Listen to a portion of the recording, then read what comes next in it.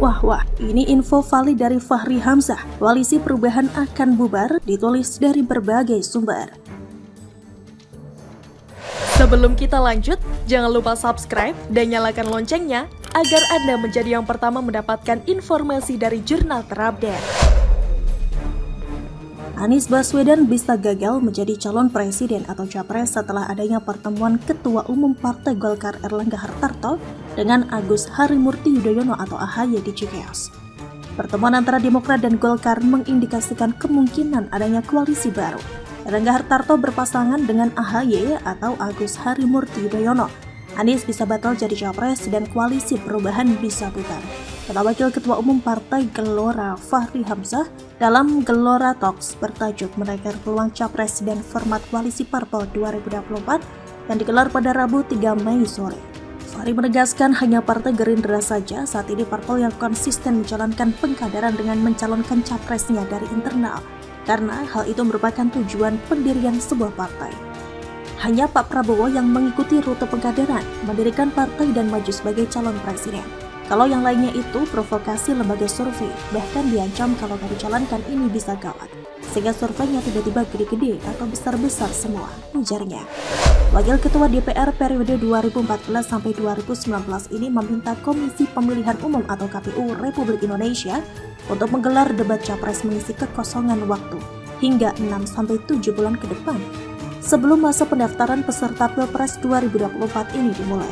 Karena tidak ada perdebatan ide dan gagasan dari capres, maka wajar mereka baru minum kopi, diajak kumpul makan bakso, makan nasi goreng. Kita akan menyaksikan akan lebih banyak lagi kuliner yang bermunculan, bukannya perdebatan. Harusnya penyelenggara pemilu bikin aturan dan memfasilitasi perdebatan capres saat ini, pungkasnya. Di koalisi perubahan, nama AHY selalu jadi bahan sindiran dan ejekan karena gak punya prestasi, gak punya pengalaman, cuma andalkan SBY tapi punya mimpi jadi wakil presiden. Gagal di Pilkada DKI malah mau maju jadi cawapres. Partai Nasdem dan PKS juga kelihatan gak tertarik kalau AHY jadi cawapres Anies. Berulang kali nama Mahfud MD, Sandiaga hingga Khofifah disuarakan sebagai cawapres potensial. Kalau Demokrat habis kesabaran, bisa saja mereka keluar dari koalisi. Kalau sudah begini, Anies yang terancam gak bisa nyapres. Demokrat bisa saja bikin ulah kalau ada peluang.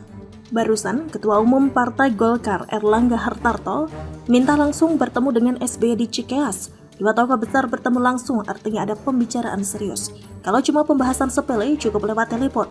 Orang awam pun bisa menebak kalau mereka mau diskusi soal Pilpres.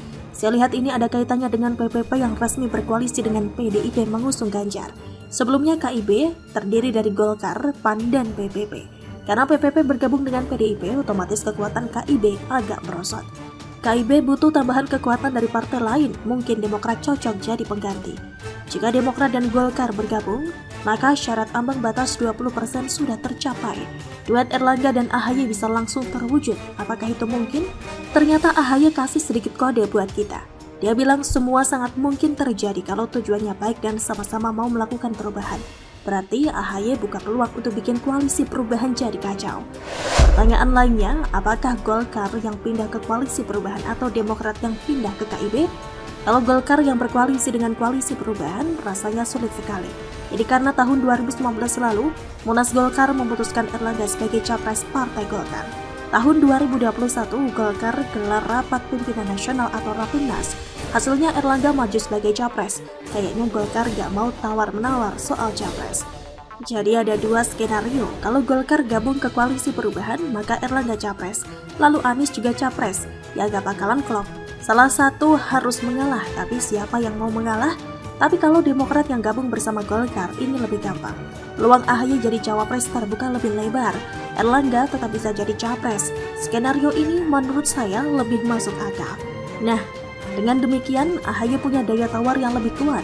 Kalau selama ini AHY gak berdaya di koalisi perubahan karena gak dilirik, maka pertemuan antara Golkar dan Demokrat bikin posisi Anies mulai goyang. Syarat bubarnya koalisi perubahan cuma satu, yaitu salah satu partai keluar dari koalisi. Mereka bakal game over dan Anies jadi gelandangan politik. Dari sini kita bisa lihat AHY berpeluang ancam posisi Anies. Golkar beri harapan pada Demokrat. AHY bisa tersenyum lega karena ada pintu peluang yang terbuka untuk dia. Mimpinya untuk jadi cawapres kembali terang seandainya Golkar memang ajak Demokrat berkoalisi. PPP yang awalnya ke KIB saja mendadak gabung ke PDIP dan dukung Ganjar. Kenapa Demokrat gak bisa keluar dan gabung ke Golkar? Semua bisa terjadi, apapun mungkin terjadi. AHY tadi sudah bilang, peluang koalisi selalu ada. Orang yang komitmen gak akan melirik peluang lain dari luar. Bisa dibilang koalisi perubahan gak sesolid yang kita bayangkan. Anies yang bukan ketua umum partai, juga bukan kader partai, gak punya logistik, punya riwayat utang piutang saat pilkada DKI. Biasanya rentan dengan risiko gagal nyapres. Anies gak punya apa-apa selain rekam jejak amburadul selama jadi gubernur dan juga rekam jejak jago ngibul. Jika pada akhirnya Anies gagal nyapres, ini bukan hal yang aneh. Kalau mau koalisi aman, Anies memang harus memilih AHY sebagai cawapres. Demokrat paling rentan dipengaruhi untuk niat AHY. Demokrat paling rentan dipengaruhi karena niat AHY untuk jadi cawapres. Golkar mungkin sedang merayu. Kalau Anies masih jual mahal, risikonya adalah jadi penonton di Pilpres. Mungkin akan ada perlawanan dari Nasdem dan PKS yang dari awal kurang setuju dengan nama AHY. Atau malah Anies mungkin kurang tertarik berduet dengan AHY. Dengan munculnya Golkar sebagai pihak ketiga, maka AHY di atas kertas bisa bikin Anies terperosok. AHY di atas angin saat ini. Ibarat saya minta naik jabatan di perusahaan yang sekarang, tapi tidak digubris dan perusahaan lain menawarkan jabatan yang lebih tinggi. Saya punya daya tawar, saya jadi pede kasih pilihan ke atasan. Apakah mau naikkan jabatan saya atau saya pindah ke perusahaan lain? Inilah yang terjadi pada AHY. Dari yang putus asa dilepehin dan tidak dianggap, jadi punya power untuk negosiasi ulang. Anies yang pusing 7 keliling. Anies harus putar otak hingga gimana caranya mempertahankan Demokrat supaya tidak minggat. Anies selain harus berhadapan dengan lawan tangguh, yaitu Ganjar dan Prabowo, juga harus menjaga AHY agar Demokrat gak ngambek lalu kabur.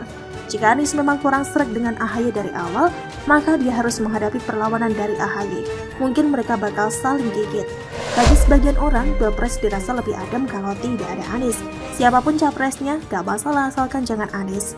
Sebagian pendukungnya, gak masalah asalkan jangan ada Anies. Sebagian pendukungnya bakal bikin gaduh di Pilpres sama seperti saat Pilkada DKI 2017. Kalau Anies gak ikutan Pilpres, bakal lebih tenang. Dinamika politik saat ini berpotensi membuat tiket capres Anies terkoyak. Bagaimana menurut Anda?